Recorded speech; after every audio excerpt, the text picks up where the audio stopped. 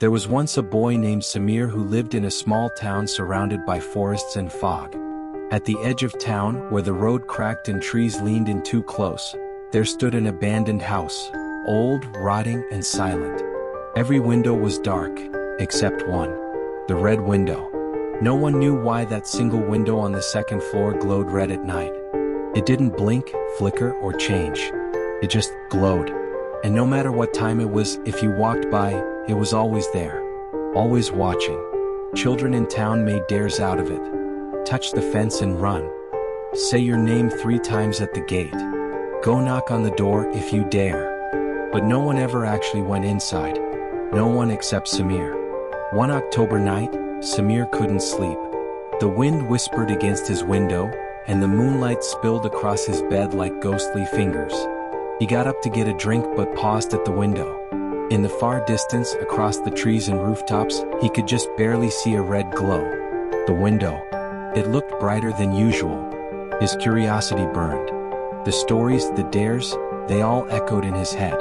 He wasn't afraid of some silly old house. So, without a word, Samir slipped on his hoodie, grabbed a flashlight, and left. By the time he reached the house, the trees had stopped whispering. The air was too quiet, like the world was holding its breath. He stood at the gate, its iron bars rusted and twisted. The red glow from the upstairs window painted the yard like blood. Samir pushed the gate. It creaked open. He stepped onto the overgrown path. Weeds brushed against his legs. His flashlight flickered. The front door was slightly open. He went in. Inside, the air was colder. The smell of old wood and wet dust filled his nose. Cobwebs hung like torn curtains. The staircase ahead groaned with every step as he climbed toward the red-lit room. Halfway up, the flashlight died. Total darkness. But the red light was still there, glowing from beneath the door of the room at the end of the hall. Samir's breath quickened.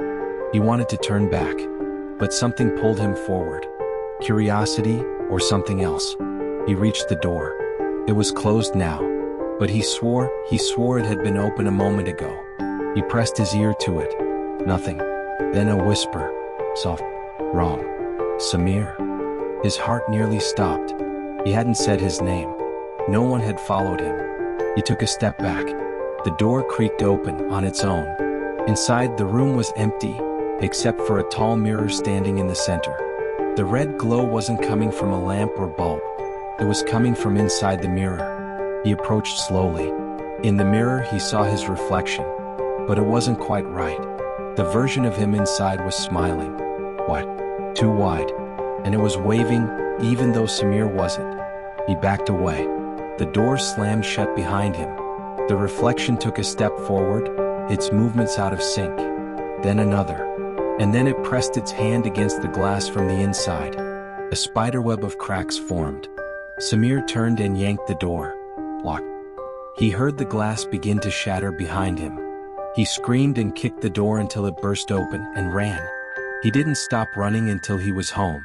He slammed the door, locked every bolt, and collapsed against it, shaking. He didn't sleep that night, nor the night after. He told no one what happened. But now, when Samir walks past mirrors, his reflection sometimes moves a second too late. And the house at the edge of town? That red window, it's still there. But now, sometimes if you look closely, you can see a smiling face behind the glass. Watching. Waiting.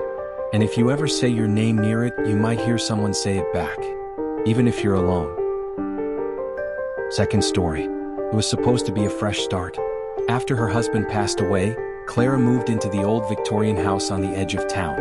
It had been in her family for generations, though she'd never dared to live there herself. Her grandmother had raised her with stories about the house, most of them sweet, some less so. There was one room she was told never to enter. A small room at the end of the second floor hallway. No bigger than a closet, her grandmother said.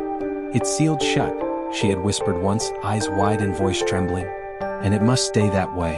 Clara didn't believe in ghosts or curses. She believed in dust and cobwebs and the quiet loneliness of old houses.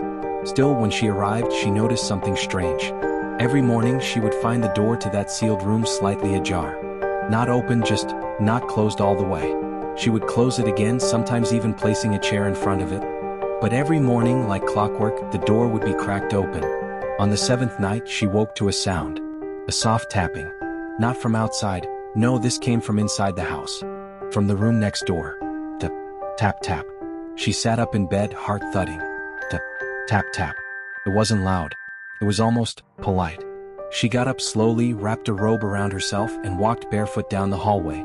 The door to the forbidden room stood open again, wider than ever before. Inside, the air was cold, stale. Dust danced in the moonlight coming through a single grimy window. But what made her blood run cold was the wall opposite the door. There, scratched deep into the wood paneling, were words. "Let me out." Below that, smaller and fresher, someone had written, "Too late." She turned around quickly, but the room was empty. Behind her, the door slammed shut. And then, from inside the walls, came the tapping. Tap, tap, tap.